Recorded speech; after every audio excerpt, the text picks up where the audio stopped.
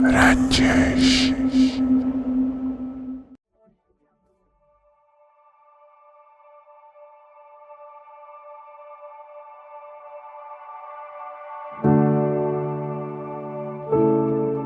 धूप में साया बने तन्हा खड़े होते हैं,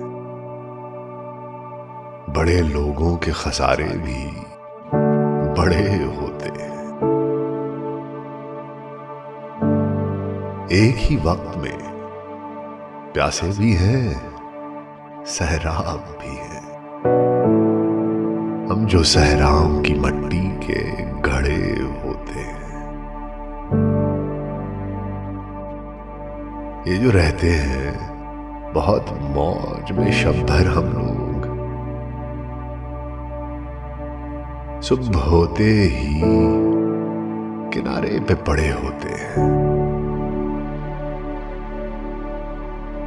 हिजर दीवार का आजार तो है ही, लेकिन इसके ऊपर भी कई कांच जड़े होते हैं।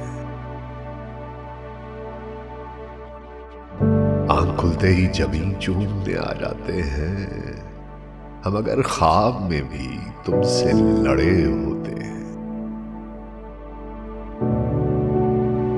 है मलाल ऐसे हमें बाग की वीरानी का, जैसे हम लोग दरख्तों से झड़े होते हैं।